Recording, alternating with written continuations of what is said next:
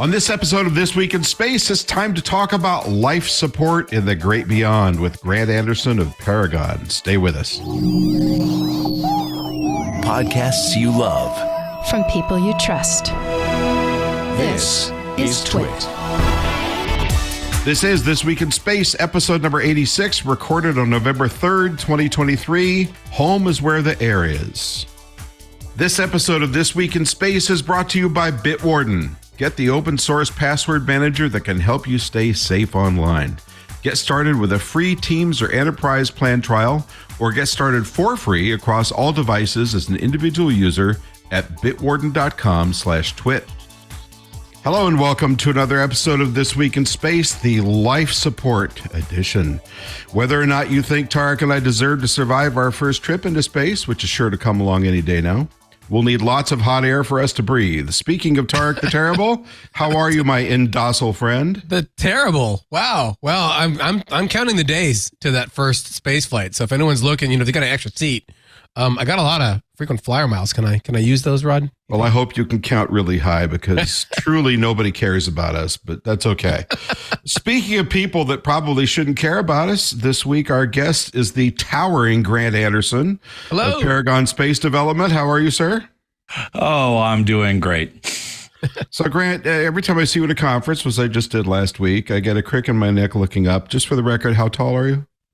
In my prime, I was 6'4", but I ruptured a disc during the International Space University in '91, so I'm now 6'3" and 3/8. What were you doing at ISU that would rupture a disc? Playing indoor soccer against a very talented Canadian that faked me out, and I tried to change 3 directions at once, and my back can only do 2. So. Oh, ow.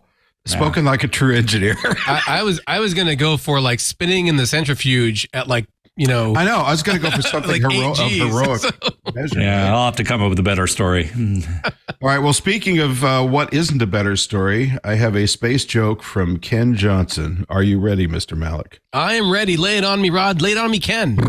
So why did the astronaut break up with their life support system? Oh, wow. On point for today. Why? I don't know. Because it was too controlling and wouldn't give them any space. You don't have a lot of options when it comes to life support jokes. So I thought that it was going to be because it was sucking all the air out of the room. So that's a good. See that I can. You can do too. If you want me to have the life support system throw somebody into space, I can arrange for that. See, only if we get video. We get 3 drives. All right, moving along. As always, we invite you to join Tariq's Silly Squad and send us your best or worst space joke, of course. And don't forget to do us a solid and make sure to like, subscribe, and other podcast goodness to us because, frankly, we need your support.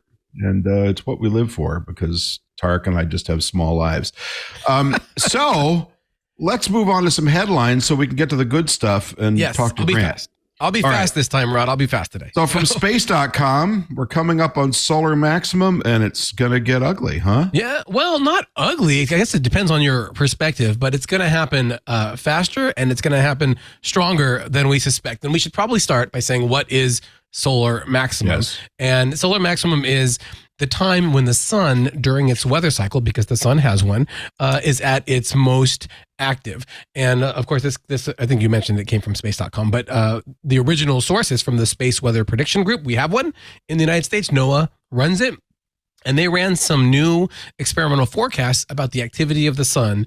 And they found that the peak of its current weather cycle, solar cycle 25, is actually going to occur between October and 2024 and like January, basically a year earlier than planned. And they had estimated that it was going to be in the 2025, 2026 timeframe back in 2019. And what does that mean? It means that that's when the sun is going to be kicking off big flares, some possibly dangerous ones for spacecraft or astronauts who are out in space on missions doing things. What else is happening? NASA wants to land on the moon with astronauts around that time frame too. They're going to have to be watching these weather forecasts really, really carefully to make sure that their astronauts are shielded. So these are really important forecasts, and having a more refined and better expectation of when this peak in activity could be would be really important for all of those missions. The technology like GPS, communications that we rely on, use those satellite assets in space. And of course, if you are a skywatcher, they can amplify the auroras, which I've never seen in person, but I mean, they can really make them visible all the way down to here, to New Jersey, even if not beyond. So, and perhaps more excitingly, if you're watching the video version of this podcast, Tariq was just putting a polka dot over the story, which must be a new thing in the TriCaster. So that was pretty exciting.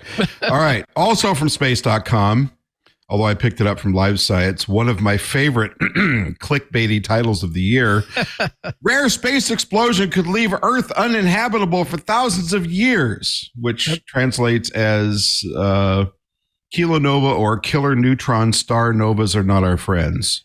Tell us your story, Mr. Clickbait. That's right. Well, kilonova or killer nova. Kilonovas are like these massive explosions. I mean, they're so much more powerful than a supernova. They're the explosion of neutron stars out in deep space. And there was a new study that would calculate what would happen if one of these massive explosions occurred in the relative near vicinity of Earth. And relative is the key term because they're looking at like 36 light years. The nearest star is 4 light years away. I mean, this is, 8 times farther than that. And what they found was if one of those happened, because it explodes like a sphere, I mean, the fallout would wash over our solar system, our planet, and it would render our planet pretty bleak, over time. Now, the scientists did tell us at space.com not to worry about it, just like, getting hit by space debris, like exactly when you're walking down the street. It's very remote because space is big, but still, you kind of want to know what this stuff happens. And I think we were talking in our last episode about scary stuff in space, Rod. Yeah. About those things that are lurking out there that we have zero control over. This is one of those things. So, well, but we do have some control because if you ran really fast to the west, something like 17,000 miles per hour, you could outpace the killer neutron radiation and put the planet's mass between you and the radiation wave. Yeah, there is that, I suppose. So see, guys like Grant that have big flashy headquarters and expense accounts would be able to get in their personal jet and just start flying west, like at warp speed, while the rest of us just sat here and turned into pizzas. There was something false in that story, but it wasn't about the neutron stars. About frying. Okay. Well, we'll get to that. All right. Next up from our friends at Collect Space, Rob Perlman. Yeah. Astronaut Ken Mattingly, who launched to the moon on Apollo 16, sadly dies at 87. This happens with the space race crowd, but I was going to ask you about your thoughts on this because I unfortunately never had the pleasure of speaking or interviewing Ken Mattingly, or TK, I guess, as he was known to his friends.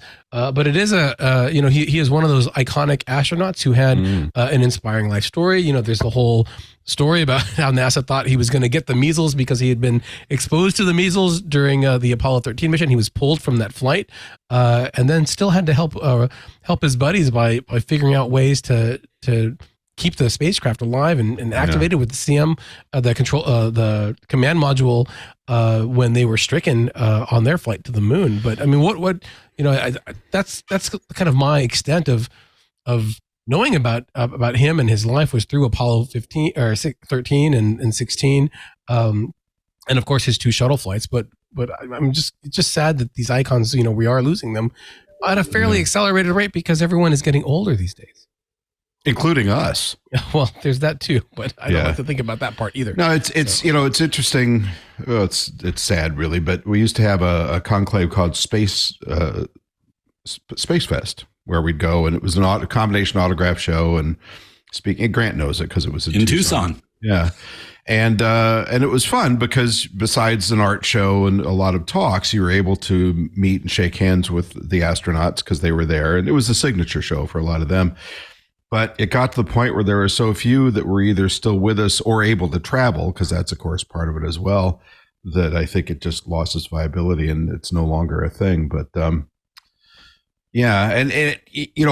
what is market about this, and then we'll move on to your last story.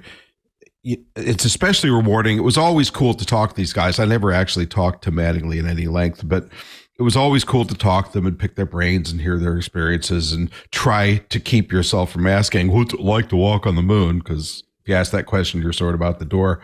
But the older they got, the more reflective and philosophical they became. And you really started hearing more. They weren't just retelling experiences anymore. They were framing them in the context of a life well lived, and family and friends and legacy and all that. And it became interesting. Even Buzz has moved that way. So enough of that. Give us your last quick bite. Yeah, I just had like a really quick rapid fire just to let people know that. Well, I see three more, but there's it's just that's why we're going to be fast. But our friend of the show and a scientist and Pluto expert extraordinaire, Alan Stern, our friend, we just had him on recently. Just launched to space this week on Virgin Galactic's Galactic 5 suborbital flight on Spaceship Two. He launched with Kelly Girardi, an engineer, kind of STEM advocate, and space industry kind of icon herself, doing a lot of science in space, along with just a paying passenger, Ketty Puccisisti, I think I'm going to pronounce this wrong, Maison Rouge, a French and Italian space enthusiast who paid for her ticket to go on the flight. And that was a big success for them. And Virgin Galactic is going to move on to their next flight, which I think is happening earlier in 2024. I heard they're going to just kind of stand down and just do maintenance on the ship. But then, they've launched every month. Maybe they might launch again next month for a Christmas flight. And so that was actually yesterday as we're recording this on Thursday. And then also today, as we're recording this, NASA unveiled their first public view of the asteroid Bennu. And this actually is from the Smithsonian Museum of public Natural view History. being pieces of it you're talking about? No, like an actual sample from Bennu that NASA gave them, as one of the sharing the things. That would be a piece. Yeah, I didn't have a photo to share, before this because it's still kind of, it was brand new. Here, as I was let me find a pebble around here. Nobody. But it looks like that. They have a model of the Atlas rocket that launched the OSIRIS-REx mission. They have a model of the OSIRIS-REx spacecraft, and then there's literally, I kid you not, it's like the size of a $50 container that has the actual bit of the asteroid inside it with some lights shining on it. It's very small, but it came from space, and now you can go see it at the Museum of Natural History in Washington, D.C. So, and just a final point, if you like SpaceX and you're counting numbers, tonight there's a Falcon 9 launch. It's the 18th launch. It's a record number for that Falcon 9 booster, and we'll see how it does because Elon Musk originally wanted to launch 10 in a row, and maybe they could get up to 20, and now they're too shy of 20. This is like their 90 plus something flight for the year, which is also pretty crazy. So you're talking about 20 reuses of the same booster. Yeah, well, they wanted 10 reuses. Now they're at 18, and Elon has said maybe they could get to 100, but I don't know. We'll have to wait and see. It's why they're using these veterans on their Starlink flights themselves. So I think these rockets are becoming more reliable than my Jaguar. Of course, that's not exactly a high bar to clear. All right, we will be back with Grant Anderson, the terrific, in just a moment. Don't go anywhere. This episode of This Week in Space is brought to you by Bitwarden, the only open source cross-platform password manager that you can trust. Security Now's Steve Gibson has even switched over. With Bitwarden, all of the data in your vault is end-to-end encrypted, not just your passwords. Bitwarden protects you by creating unique usernames and adding strong randomly generated passwords for each account. Plus, you can use any of their 6 integrated email alias services. You can log into Bitwarden and decrypt your vault after using SSO on a registered, trusted device. No master password is needed. This new solution makes it even easier for enterprise users to stay safe and secure with Bitwarden. You can also transparently view all of Bitwarden's code available on GitHub. On top of being public to the world, Bitwarden also has professional third-party audits performed yearly, and the results get published on their website. Share private data securely with coworkers across departments or the entire company with fully customizable and adaptive plans. Bitwarden's Teams organization option is just $3 per month per user, while their enterprise organization plan is just $5 per month per user. Individuals get Bitwarden's basic free account with unlimited passwords, now including hardware security keys or passkeys as a form of two-factor authentication. Get a premium account for less than $1 per month, or bring the whole family with their family organization option to give up to 6 users premium features for only $3.33 per month. Bitwarden's 2024 developer survey polled more than 600 developers to understand how they perceive and implement security best practice. This poll revealed 60% of developers manage 100 plus secrets, 65% practice hard coding secrets in source code, and 55% keep secrets in clear text prevail. 30% of sensitive data in generative AI platforms potentially risks involving developer secrets. 24% risk privileged credentials, and 28% risk customer information and more. 91% of developers undergo security training annually, yet over a fifth engage in risky behavior, such as using public computers to access work data and networks. At Twit, we're fans of password managers. Get started with Bitwarden's free trial of a Teams or Enterprise plan, or get started for free across all devices as an individual user at bitwarden.com/twit. That's bitwarden.com/twit. So, Grant Anderson, thanks for joining us. Tell me about the what Paragon does and why you've made this essentially your life's work. Mm-hmm. Okay, well, Paragon does life support in extreme environments. So we're often, of course, space is even in our name here, so we're often associated with space. But in reality, we do any extreme environment. It just happens to be space is the ultimate extreme environment, so it's the majority of our work. But we also do ground-based things, mine refuge systems, contaminated water diving, anything where the environment is not going to just kill you, but kill you quickly. We protect the human body from that and also make sure that everybody's comfortable, right temperature, has the right air to breathe, all the different things are cleaned out of the air, and we actually get into the human factor side of it too. Make sure that it makes sense that something is in this position where you can reach it or you can't and stuff. So everything having to do with the human interaction with the environment that they're enclosed in, which is then protecting them from the really bad environment outside of them. As to why, well, there's a bunch of reasons. I came out of college and I worked for Lockheed in Sunnyvale, California for a few years, 10 of them, as a matter of fact. And excuse me, but I have to say, you came out of Stanford University. Okay, I came out of Stanford University with 2 degrees, and yes, I chose Stanford for the master's degree in aeronautics and astronautics. I'm the black sheep of the family. All my siblings are liberal arts majors, and I'm an engineer. So. But anyway, I worked for Lockheed, and after doing a stint on classified programs, which was very eye-opening to me, I went over to the space station program, and actually I worked my way up to be the chief design engineer for the solar arrays, so the big blue and gold things you see on space station, which are now being, covered up by those other little small things that are being rolled in front of them. But I recognized a few things. One is that trying to do something entrepreneurial within a large corporate environment wasn't necessarily looked at as well. I went to the International Space University in '91, got to know some people, and started looking seriously in '92. I was trying to get Lockheed to get into the small satellite market. And if you've heard the Detroit, big cars, big profits, small cars, small profits, it was sort of the same attitude. Why would we do that? And I said, well, because you're going to lose the big market because you won't keep up with the technology with these things that take years to develop. And that's true. They're kind of out of some of the markets they were in then. So I met with some people, and one of the things that as an engineer, I'm a design engineer by trade, and designing around humans is really tough. It's challenging, it's fun, it's exciting, it's frustrating.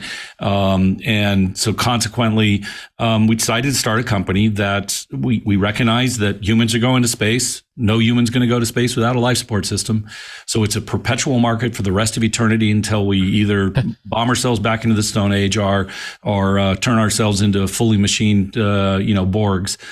And so So that's what we did. And so I started with a biologist and a chemist. We were majority women owned, women in the leadership and the presidency and stuff. So we were actually a women owned business first 22 years. And I mentioned that because that was the other thing. I felt there was a better way to run a company. The aerospace community back in the 1980s and 90s was fairly male centric. Let's say that with a fair amount of irony. It was almost all male centric.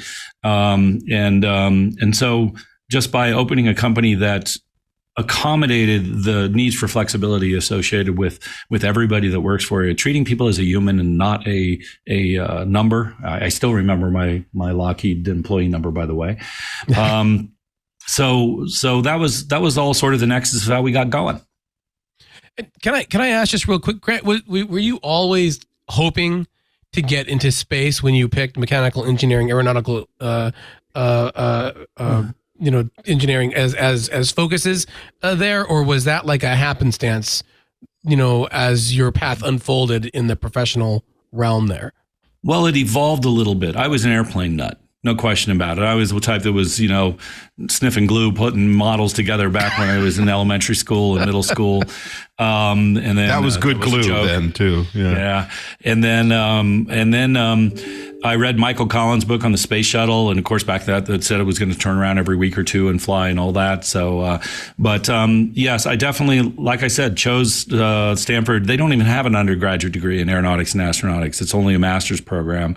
But I chose it for the master's program, and I actually did something called co-terminal, where I crammed both my undergrad and my graduate into 5 years. Wow. So I definitely had that in mind, but I was an airplane nut, and that came from my first flight across the Atlantic, which was my 5th trip across the Atlantic. My first 4 were on ships, just so you know. I was a son of a diplomat. So I was on a 747 that had been flying about 11 months. And I remember walking up and down the aisles of that thing and looking out and seeing these big engines swinging in the breeze and everything else. And I was fascinated. And in fact, I was lucky enough to work on the startup of 2 airlines while I was in college. One of them was America West, and the other one was a company that didn't make it called Connect Air out of LA. But it evolved into the space side of it. But in the end of it all, it was using technology to further humans' capability to go somewhere. Mm-hmm. It just happened to be I started working off planet instead of, from here to Singapore. Well, so you started this company in '93, which was definitely before New Space and still kind of in that, I don't know how you characterize it, but from the peanut gallery, kind of a lull between the glory days of the shuttle, such as they were, and SpaceX kind of, lighting a fire under all this. Was that in retrospect, was that the best time to do this, or do you think you were a little before the gun? Well, there's never the best time. It's always the time you grab, really. Back when, you may remember, in '93, the space station was supposed to launch in '96. Now, it didn't launch till '99. But so there was this new thing called the space station. And we recognized that you couldn't get the people who were doing the biological side of it and the people who were doing the aerospace side of it to talk to each other because they didn't have the same language. So we often joke for the first 10 years of our lives that we were the ones who were the translators between the people in Birkenstocks and lab coats and the people in pen protectors and horn-rimmed glasses. And again, that gets back to this exciting nexus. To be a Paragon engineer means you need to be a multidisciplinary engineer. You have to know the biology, you have to understand the chemistry, you have to understand the mechanical engineering, more and more so the electrical engineering side of it, especially with the instrumentation we use nowadays. So there was that. So we recognized that the first goal, we always want to be a life support company, but the first goal was to be the designers of experiments that then would be on the station or on the shuttle. And in fact, in 1996, our first flight, we flew a biological payload on the STS-77, May of 1996. So we didn't do too bad there. Mm-hmm. What was the experiment? So we had invented something and patented something called the ABS, the Autonomous Biological System, and it was an enclosed aquatic environment that would stay stable. So if you were to go home and take a mayonnaise jar and put a bunch of biology in it and close the lid and put it on a shelf with a little bit of light, of course you need some energy, it turned into brown goo after a little while, or green goo. We patented a way to limit the different life-giving chemicals, phosphorus, potassium, and a few other things, so that it would stay stable and actually oscillate between the animal and the plant life in it. So the flight in '96 was just to prove out the concept, but then that led on to a flight 3 months later up to the Mir on what was known as NASA 3, and it got put on the Mir space station for 3 months and then brought back down. And then we did that again a year later and did another 3-year mission. And really what it was to do is to see, if you could survive, if the animals could procreate. So Paragon's the first company to have animals procreate through multiple generations in space. So we proved that was possible, which was not even known at that time. And then look at different things. I mean, we had a whole biological journal dedicated to that first 3-month flight. It was published in Japan because we were working in conjunction with Japanese researchers. So we were starting out pioneering things from the beginning. So wait, Tariq, hold on one second. Let me just get this straight. You guys are behind that cool thing I always wanted to buy but haven't, which is that little glass sphere with the snail and the leaf and the water in it. Yes, we actually, that was a little deviation, and I use that very often in my talking to business schools about entrepreneurship, about staying focused. But yes, you could buy a biosphere in your Christmas catalog. We were the biggest shipper of by weight by FedEx out of Tucson for a few years because we were loading up semi trucks and sending them out to the world. And yeah, you could buy that. And in fact, I just had somebody call me and say, I found my biosphere, and we've had this back and forth on it. And it was made in 1998. I could tell them exactly the date it was made because the serial number had a bunch of information in it, and it still had life in it. It was still producing gas and stuff. It just didn't have the higher order animals, but that's cool. Mm-hmm. Must have been some snail, Rod, to catch it that you're still thinking about it, huh? Yeah, well, I have a really quick story about the snails. Is we found the snails could walk on the outside, in other words, the water side of an air bubble in space. They could actually tread and walk around the bubble. We had video. One of the things we did, we were the first ones to put a PCR digital camera into a spacecraft, and we actually had it film snippets over the 3 months. It was really cool. That, Grant, is what I wanted to ask about, because when the average reader or viewer or listener thinks about life support, they think about astronauts, right? They think about those Apollo astronauts, like Ken Mattingly we were talking earlier, or even earlier, where they're just in a can and you think, it's air, it's heat, it's water, maybe it's a spacesuit or whatnot. But you're talking about putting, creatures in a tank. As life support, fish in multiple generations in a tank in space without gravity, and how you got to deal with all of that stuff. And I'm curious, just out the outset, it's 1993 and you're forming the company. How has that concept of what life support is either evolved or changed over like the last 20, 30 years, or even since like the dawn, where it was just make sure that the person doesn't die, versus now, that they're comfortable, that it's an experience, that they're selling tickets to go to the space station now, for the folks that can afford it. I'm just curious if you can kind of touch on that, because it seems like it's a changing thing from, preservation to, I guess, enjoyment and comfort. Mm-hmm. Yeah, it's a little bit like you go on the first safari destinations that opened in Africa. It was pretty still, if you see the pictures from the 1930s, it was a pretty rough living, right? Or some of the things like you saw Teddy Roosevelt do in the early beginning of the century. And now you go to a Maraval resort on a safari and it's got everything. So everything sort of creeps towards better and better comfort, more amenities, and what's going on. We've definitely seen that in our industry.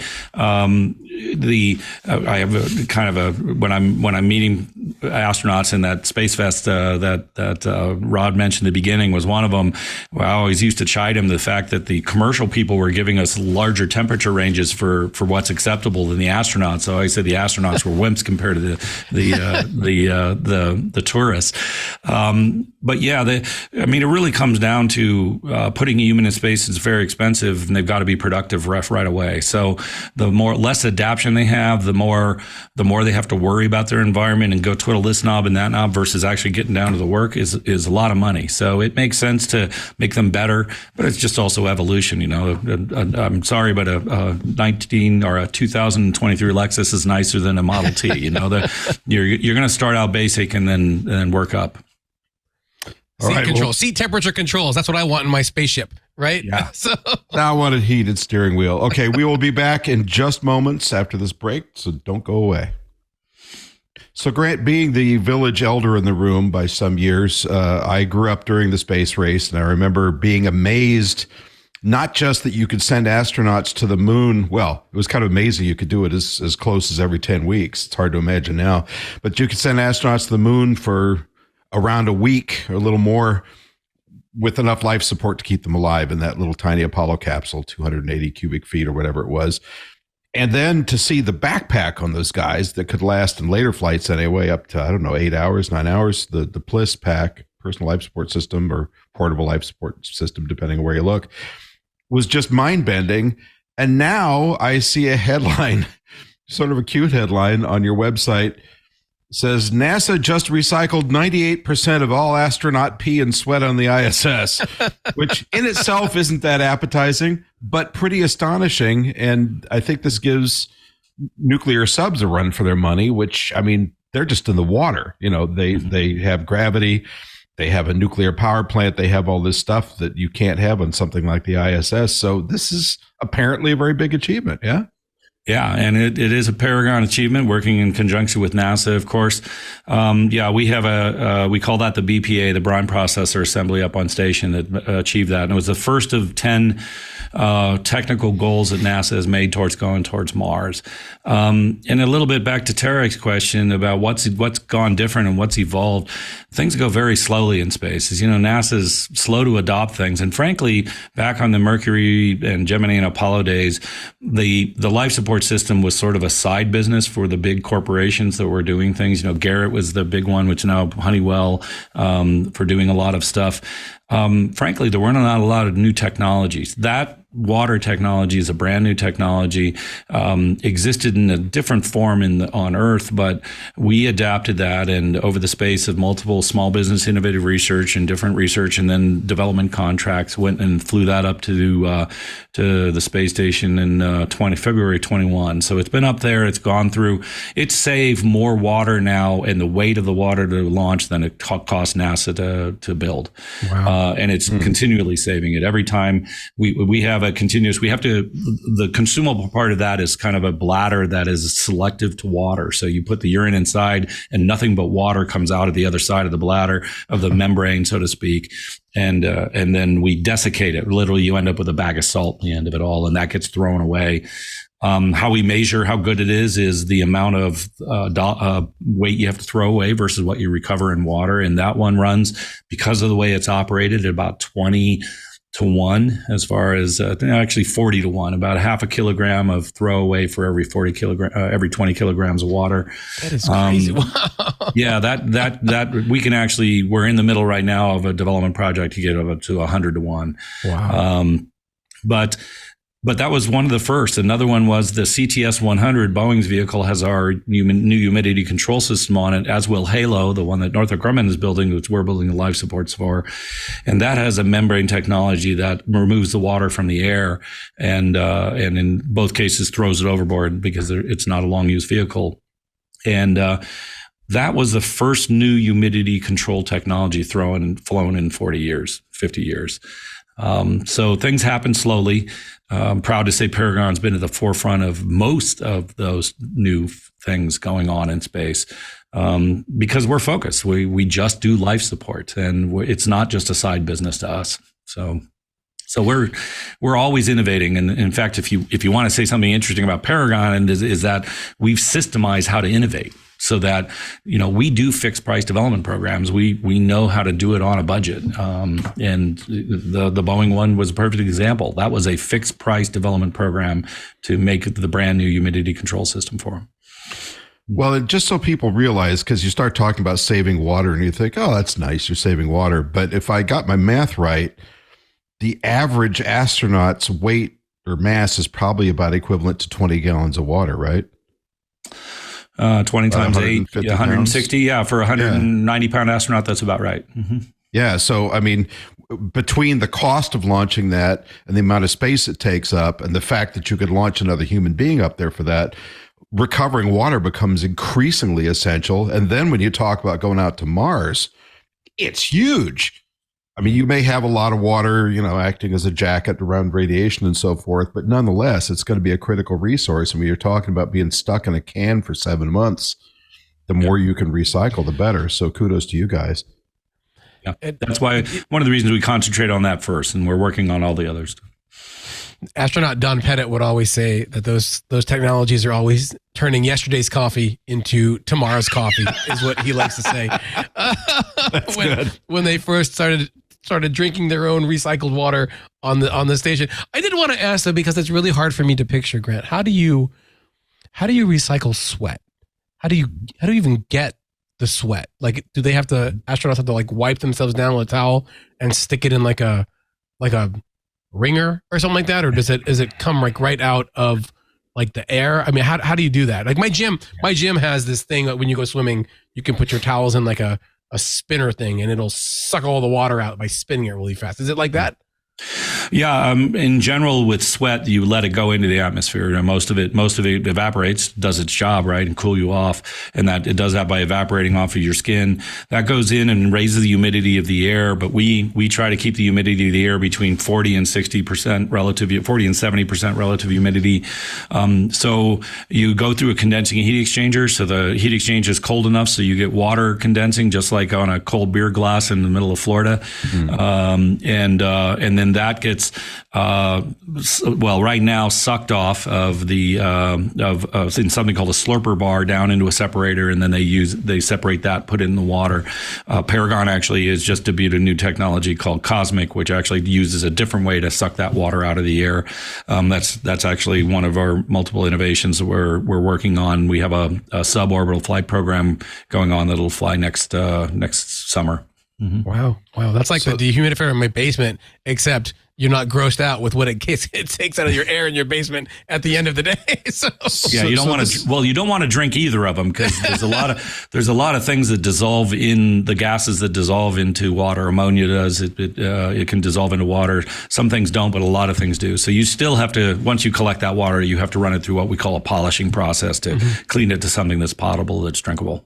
Okay. So I think this is all very cool, but the real news here is that Tariq goes to the gym. I'm kind of astonished. So kudos to you. Sorry. So Grant, one of the things I'm dying to ask you is, because Mars is so much in our minds. I mean, we want to get back to the moon first, but for some of us of a certain age, we kind of done the moon. And while Artemis is going to be a great program, we're kind of waiting for that news of the next destination. What scares you the most about keeping people alive and well during a Mars journey? What would keep you up at night if there was a crew on its way? Well, during the Mars journey, I divide into two parts: getting there and then being on the surface. Right. Getting there, what probably scares me the most is a breakdown in the life support system that we haven't thought of. It's not that whether something will break, it's when it will break. Right. So a lot of our time is spent figuring out what's the best way to back up. So you have to take a life support system and break it down into elements and then say, if this fails, how long before you can't live?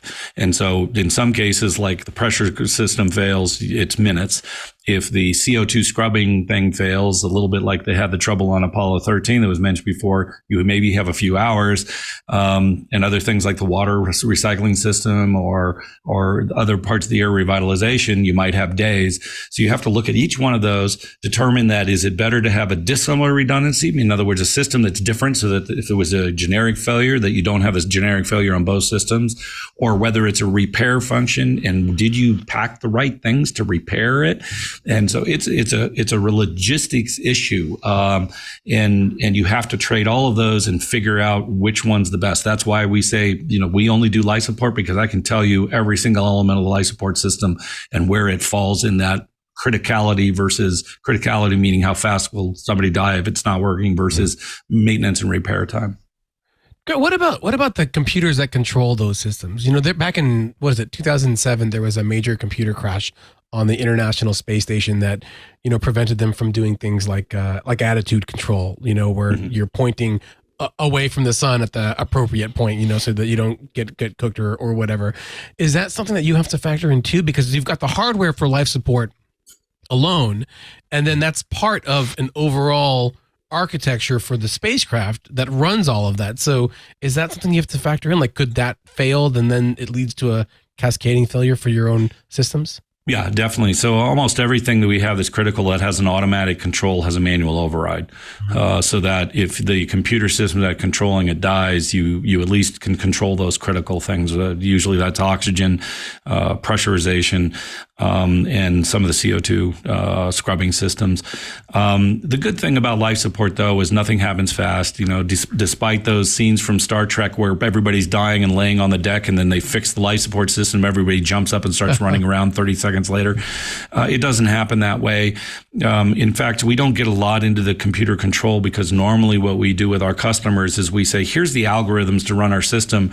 Put it in your subroutines in the software and then flight computer, because frankly, you can control a life support system in the downtime between all your other functions. You have to check something every other second is way too fast, and which is in the pause time between functions on most processors nowadays. So we haven't found that it's cost effective to come up with your quote unquote own little flight computer, because A, it's one more thing that can break. B, it's very expensive to build and qualify when it can really be done with something that's already got triple redundancy in your flight system anyway. So very often we're writing the algorithms, passing to the software people that are sometimes internally, but sometimes at our customer, and then they're translating it into commands out of that system. So we had Mike Hecht on here, probably a little over a year ago, who was the PI on the Moxie project for the Perseverance rover to extract oxygen from the Martian atmosphere. And he said something which delighted me, which is, and I don't remember the exact quote, but basically, technology testing is doomed to succeed on Earth. So, when you're talking about what sound like fairly complex systems, and you are doomed to test it in a 1G environment, and now you've got to fly this stuff in 0G environments, I assume qualification is a huge and expensive part of what you do, yeah?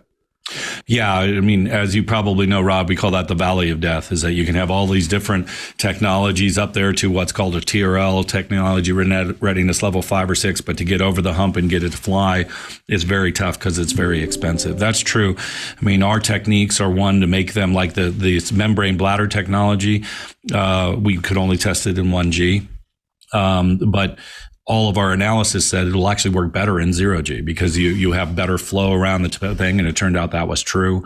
So it takes a little bit of analysis.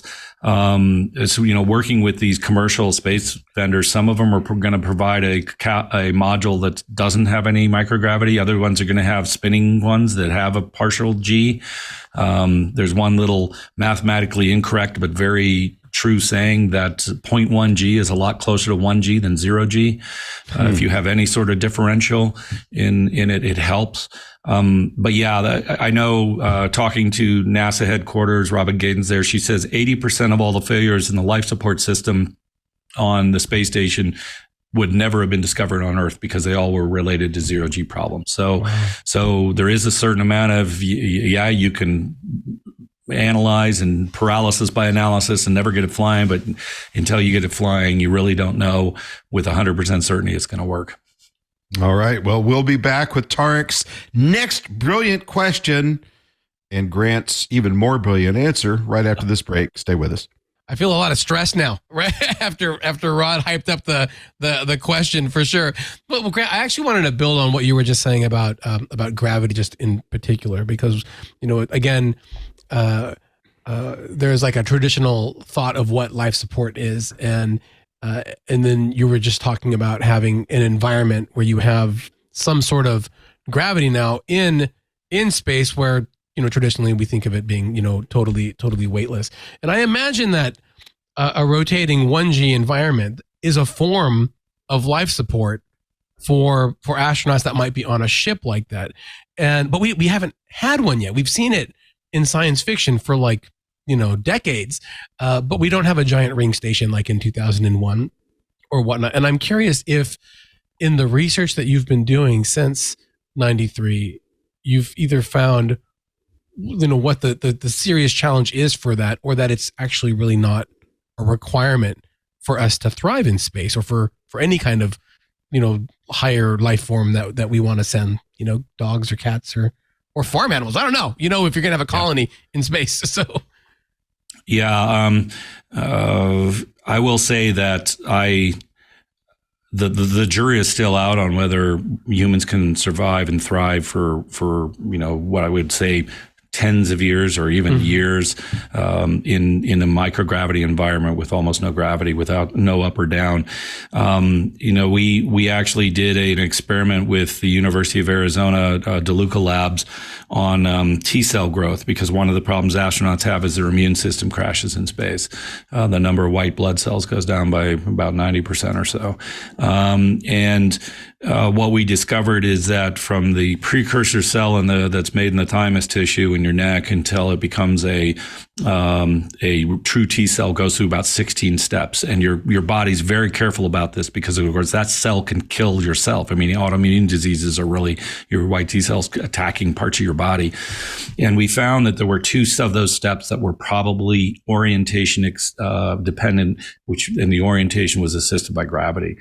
So we think what's happening is astronauts get up in space and you still end up with some T cells, because randomly they'll be in the right orientation, but you don't have the extra bit added in that you have the gravity to help that situation. So that's only just one example. The human body is really complex. And in fact, I'm flying to LA tomorrow for a all-day meeting on Sunday with space medical people about this. It is not a formal research program at Paragon, because frankly, there's no near-term money in it. I can only put my money towards things that pay off. But the epigenetic response of a human being, and epigenetics is essentially your body's DNA system turns on and off things depending on the environment. What that does in the long term is a very big interest to me. You go to Mars. One of the bigger problems we have is what medical systems do you send with the astronauts? So a little bit of your question, Rod, there about, what worries me on the way. And, there's been all sorts of field studies in the overwinters in Antarctica. What medically do you need to make it through? And even then they had a person that had to evacuate or operate on themselves down in the South Pole one time. That's right. But it's those things that what will the body do that they will express themselves that it's not even a disease that exists on Earth. What will happen there? So I'm a little worried about the human body. That's a little farther out. So I would always be more comfortable to have a gravity environment. There's some arguments, again, with that, what's closer. I'd rather have a 1/6 gravity of the moon or a 3/8 gravity of Mars than none at all for a long duration on things. But the human body is complex, and we don't know enough yet. The twin study was good. It did show that there were some epigenetic markers that changed, and what they call methylation, which is part of the whole cellular structure thing. This is, again, you were talking life support. You didn't know you were going to talk genetics and epigenetics. Yeah.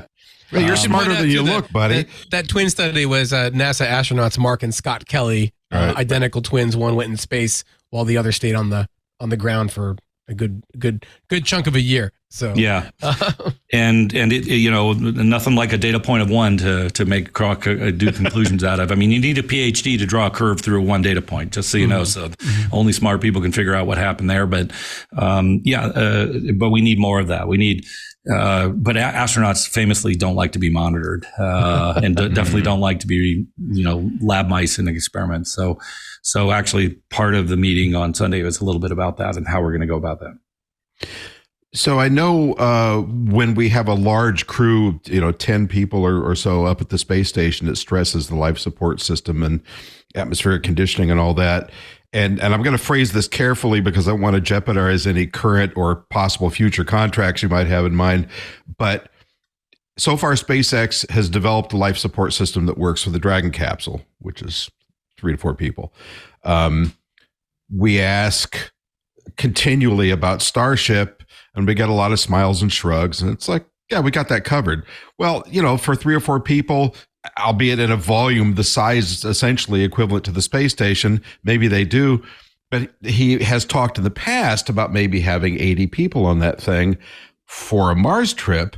That's a different project. So, I mean, do you attach a trailer to the side of it that carries this massive life support system and huge spare tanks of oxygen, or how does that work? I know this is kind of a simplistic question, but it's a real head scratcher for me. Yeah, you can always resupply and send a trail of things behind. But let me get to the other end of the problem, literally, which is the waste. When Elon announced Starship back in Guadalajara at IAC and said he was going to send 500 people or whatever in it, I got a call from a famous space reporter, just like you, Rod, and he said, Not quite. And he said, Grant, what do you think about this? And I said, ask him where the bathrooms are. And he goes, well, he kind of laughed, and I said, no, that's my world, and right now humans are batch processors. We eat and then we, poo and peep, if you want to say it, feccate and urinate is the technical term. And that's a batch, and you've got to be able to store that and then process it and recycle it or whatever else, but you've got to batch it. And by the way, when everybody wakes up in the morning, if you have a continuous, day-night cycle, that means everybody's going to pee at once. That's what stresses your sewer system around your house and in your town. And anyway, so then a year later, he was down at Adelaide at IAC and said it was going to be 100 people. And that same reporter called me up, and all he said is his name. And I said, did you ask him where the bathrooms are yet? And he started laughing, and it's 100 people. I was at the ISPCS, was the International Symposium on Personal Commercial Spaceflight. And somebody said, Grant, so how many people can go in a Starship to Mars? And I said, I'm working with zero data here, but I'm opinionated anyway. But but looking at the size they have now and what I understand it has to do in the landing capabilities, so the tanks for that and everything else, I think it could hold about 7 or 8.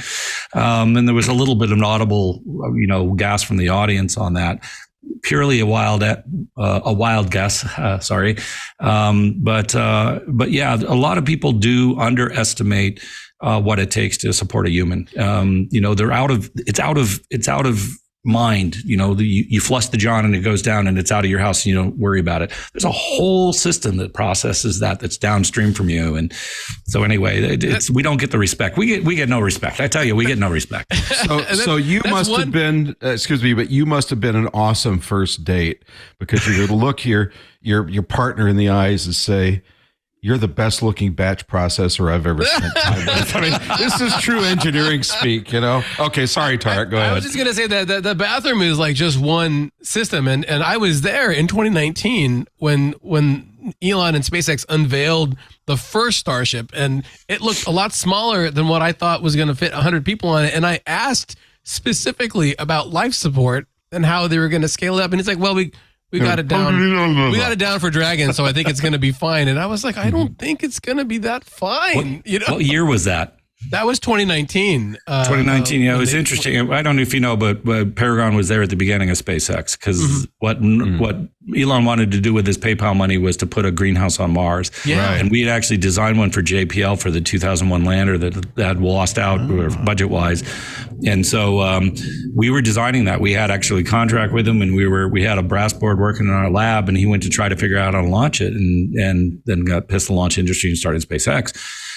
So we were on that team from the beginning. We had continuous contracts with SpaceX in 2013. So the architecture of that life support system on Dragon is ours, as is, by the way, the architecture on the CTS 100. Every single human spaceflight vehicle has been designed in the United States since 1999. Paragon has been involved with it one way or the other. Nice. So yeah, I know what his system does, and I know what is recyclable and what's not. And that's a little bit of the, I remember it was again, the ISPCS, and somebody from SpaceX was there, and they were doing the cargo vehicle. And they said, well, what about when you put people on it? And the person literally said, to noticeable giggles in the audience, oh, what do you have to do with humans? Just add a little bit of oxygen. And you could tell of us in the life support, I didn't giggle, but a lot of other people did. And, yeah, no, like I say, we don't get respect. The human space flight program is a biology program with a little bit of rocket technology thrown in. And that you can maybe go, that's not how the emphasis is when you see the PR. I like the way that description, Well, and I like the fact, how cool is it to be able to say every human space flight project in the United States since, what was it, 99? Carries some of your technology, and still I'm struck by the fact that you don't have a private jet. This is something that we have to address.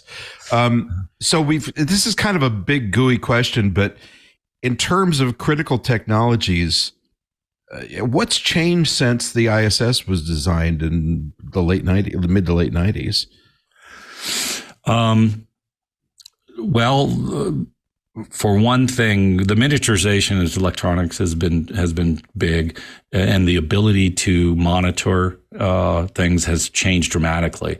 Although we're still looking for an oxygen monitor that won't drift over time, and we think we've got one. We're actually building the oxygen monitors for the Halo vehicle, but. In the short, maybe not a lot.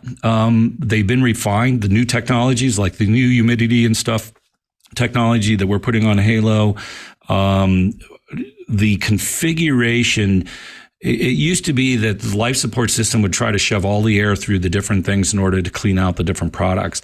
And what Paragon pioneered on this first CC Dev 1, we were the only company that was not a systems company that won a contract on that, is what we call selective bypass. Say you have to move 450 cubic feet of air every per hour in order to circulate the air, because you always have to circulate air because people drown in their own CO2 if you're not always washing it away from them. But what we did is we made selective bypass. So you only send 30 cubic feet of that 450 through the CO2 scrubber, and you only send 25 through the trace contaminant control system. And what that did is reduce the fan work so much. So you reduce the power, and selectively, you only have to remove so much at some time. And it's a chemical thing, or usually of frankly, what concentration you can put through what thing that scrubs out that concentration at certain rates to get it out the other side like you like. So that's something that's pioneered. Doesn't sound real sexy. And in fact, one of the problems I have is people always want to come and film the space company here in Tucson. Right. And I said, well, this humming box here, and this box doesn't hum because we don't have a fan in it, and this box hums. It's not real exciting looking hardware sometimes. Right. But to the knowledgeable person, it is. And they're always, what Paragon makes is always beautiful, I might add. But that's the design engineer in me talking to. Did I answer that question, or did I go off on a tangent? No, you did. And I mean, I've still got more. I want to talk about dust mediation. Yeah. I have a bunch of other things, but we're kind of running out of time here. So the important thing I need to ask is, when is your book coming out?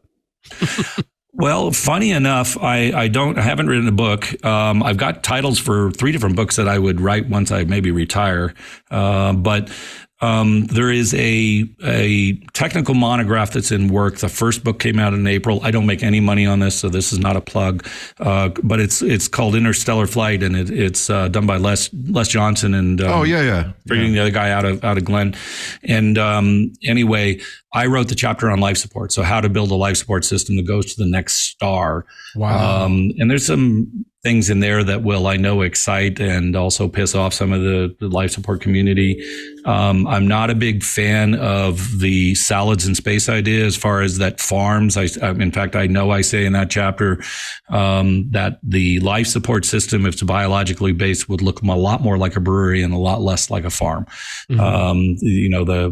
The use of biological systems to produce oxygen, to reduce CO2 and all that is fairly well known. But the efficiency sucks, if I may say it that way.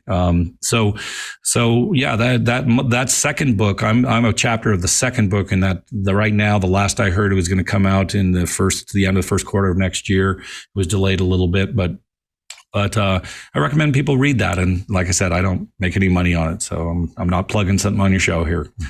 Not to worry, because I can tell you firsthand, the current marketplace, it's unlikely you'll make money on any book. So it doesn't matter whether it's that or another one. They're kind of all the same, unless you become an A-list bestseller for writing erotic space fiction or something. I want to thank yes, Tariq, I went there. I want to thank everybody for I wasn't going to say anything. Joining us today for our exploration of staying alive in deep space. Grant, where can we find you online preparing for your next journey to the great beyond? Paragon is at www.paragonsdc.com for Space Development Corp. You can find us on all the social media channels on a variation of that, not TikTok, but everything else. And frankly, those are all Paragon things. I have a personal social media presence, but I try to make sure that that's separate and not that. I don't want to be the face of Paragon necessarily. I want my company to go on beyond me. If I get hit by a bus tomorrow or live out my natural natural life. I don't want it to be that Paragon is in danger if I'm not here. So definitely go to the Paragon sites, and you can follow us and find out all the things we're doing. And I got to admit, some of them we can't tell you, but they'll come out eventually. Okay. Right. Whoa. And Tariq, where are you crouching like a hidden tiger these days? Yeah, well, I'm at space.com as always, trying to figure out what the next big thing in space is going to be. Looking forward to the SpaceX launch this evening as we're recording this. And you can find me on the Twitters at Tariq J. Malik as whenever I feel, I guess, inspired to do it. And if you play Fortnite. Here it comes. It's a new season today, and I'm looking forward to diving into that this weekend for sure. So... Okay, and of course, you can always find me when I'm not making fun of Tariq. You can find me at pilebooks.com and at astromagazine.com. Please don't forget to drop us a line at twit@twit.tv. That's TWIS at twit.tv. We welcome your feedback, good, bad, and indifferent. Well, indifferent's bad, but you can be Love us. Pro show, or you can have criticism. We'll take it with grace and goodwill. We do read and respond to every email because we love you. Also, don't forget to check out space.com. The website's in the name, and the National Space Society at nss.org. Both are good places to satisfy your unquenchable spaceflight cravings. New episodes of this podcast publish every Friday on your favorite podcatcher, so make sure to subscribe, tell your friends, and in case I didn't mention it before, give us 5 stars or a thumbs up, because we frankly, our egos are weak enough that we need that from you. Don't forget that you can get all the great programming on the Twit Network ad-free on Club Twit, as well as some extras that are only available there for just $7 per month. That's the cheapest mental life support you can get. You've heard Leo talk about the tough times facing podcasters. Everybody's having to cinch their belts a bit. We could really use your support, so please step up and be counted. Finally, you can follow the Twit Tech Podcast Network at Twit on Twitter and on Facebook and twit.tv. On Instagram. Thank you very much. We'll see you next week. Bye-bye, everyone. It's midweek, and you really want to know even more about the world of technology. So you should check out Tech News Weekly, the show where we talk to and about the people making and breaking the tech news. It's the biggest news. We talk with the people writing the stories that you're probably reading. We also talk between ourselves about the stories that are getting us even more excited about tech news this week. So if you're excited, well, then join us. Head to twit.tv/TNW to subscribe.